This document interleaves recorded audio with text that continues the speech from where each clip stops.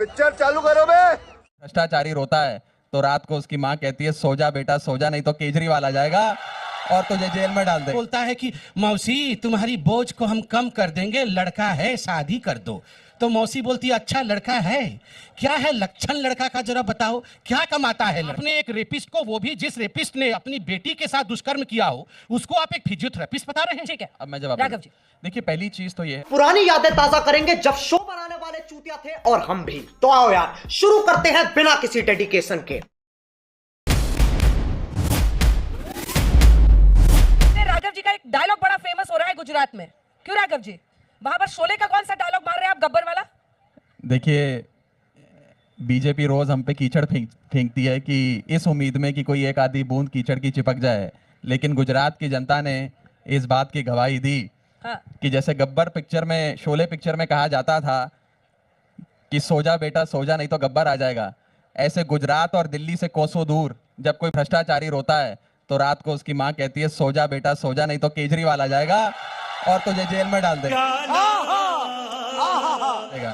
संबित जी, सो जा बेटा सो जा, नहीं तो भ्रष्टाचारी के सामने केजरीवाल आ जाएगा।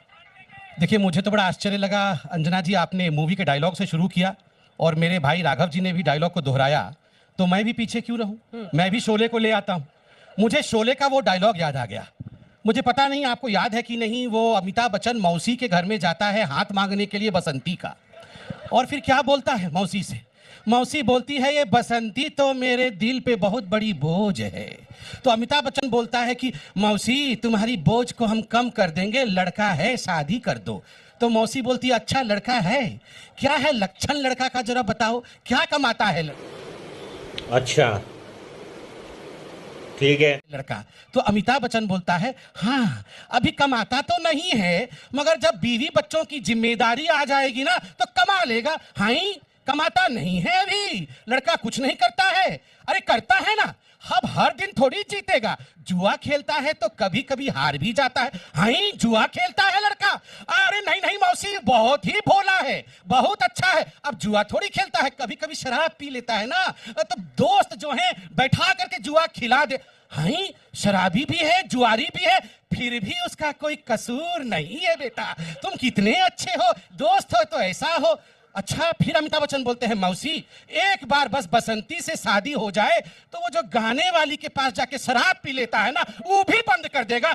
मौसी खड़ी हो जाती है पंखा लेके, खबरदार मैं मौसी हूं, कोई सौतेली माँ हूं जो शादी कर दूं? शराबी भी है, जुआरी भी है, गाने वाले के पास भी जाता है और फिर भी मैं शादी कर दूं? यहाँ ठीक वही कहानी है। एक बार बस शादी हो जाए तो पोल्यूशन दूर हो जाएगा, एक बार बस सरकार में हम आ जाएं तो सड़कें चमचमा जाएंगी। एक बार याद है ना, ये केजरीवाल जी के पास ऐसी एक फाइल थी, वो फाइल दिखाते नहीं थे, पीछे दिखाते थे। ऐसी एक फाइल थी जिसमें शीला दीक्षित जी के कच्चे चिट्ठे थे और कहते थे बस एक बार शादी हो जाए इलेक्शन के साथ तो ये सारे लोग जेल में होंगे। क्या हुआ? क्या हुआ? एक भी लोग जेल में गए? तो ये जो बहानेबाजी है, ये बहानेबाजी चलने वाली नहीं है, और शराबी भी है, जुआरी भी है, मगर कसूर कोई नहीं। राघव साहब आम आदमी पार्टी का पीछा कर रहे हैं, मसाज वाला वीडियो और जेल के अंदर। देखिए बीजेपी की कोशिश है कि जनता की आंखों में ये साबित कर दें कि आम आदमी पार्टी वाले भी हमारे जैसे हैं। इन्होंने कितनी जांच हमारी कराई, सबसे पहले मैं गिनवा देता हूं। सबसे पहले लेफ्टिनेंट गवर्नर साहब थे नजीक जंग साहब, उनसे जांच कराई। उसके बाद अनिल बैजल साहब हुए, उनसे जांच कराई। शुंगलू कमेटी बिठाकर 400 से ज्यादा हमारी फाइलों की जांच करवाई। अब नए सक्सेना साहब आए हैं, वो एक रोज नई जांच शुरू कर देते हैं। मनीष सिसोदिया जी के घर से लेकर उनके दाद के, नान के बैंक लॉकर, हर जगह जांच करवाई। इन्होंने कोई चीज नहीं छोड़ी, इतनी जांच करवाई पिछले 7 सालों में, इतनी जांच कराई, इतनी जांच कराई। मिला क्या? बाबा जी का ठुल्लू, कुछ मिला नहीं इनको। आज सच्चाई यह है कि भारतीय जनता पार्टी वाले एमसीडी और गुजरात के चुनावों को मुद्दे से भटकाना चाहते हैं, इसलिए रोज अपनी मनोहर कहानियों की पिटारों से एक स्टिंग, एक फर्जी वीडियो, एक फर्जी आरोप ले आते हैं। मैं बीजेपी से पूछना चाहता हूं, आपके पास सीबीआई है, आपके पास ईडी है, आपके पास इनकम टैक्स है, दिल्ली की एंटी करप्शन ब्रांच जो पहले शीला दीक्षित जी के पास हुआ करती थी वो भी आपने हमसे छीन ली।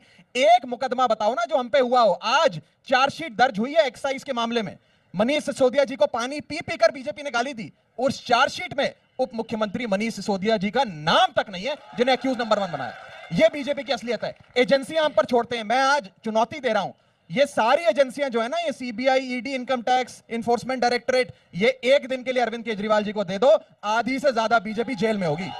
जवाब दीजिए संबित पात्रा जी। मनीष सिसोदिया के पीछे हाथ धोकर पड़े थे, चार्जशीट में तो नाम ही नहीं है उनका।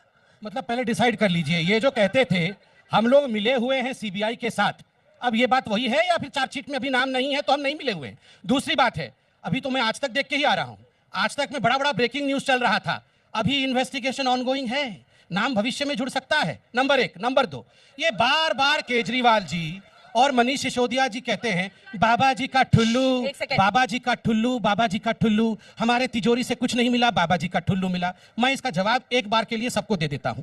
अंजना जी, हिंदुस्तान के राजनीतिक इतिहास में सबसे बड़ा केस, 21 से अधिक वर्षों तक चलने वाला केस, चारा घोटाले में लालू प्रसाद यादव का था। चारा घोटाला, लालू प्रसाद यादव के किसी भी तिजोरी को नहीं बख्शा गया, हर तिजोरी की चेकिंग हुई। चारा निकला? किसी भी तिजोरी से चारा निकला?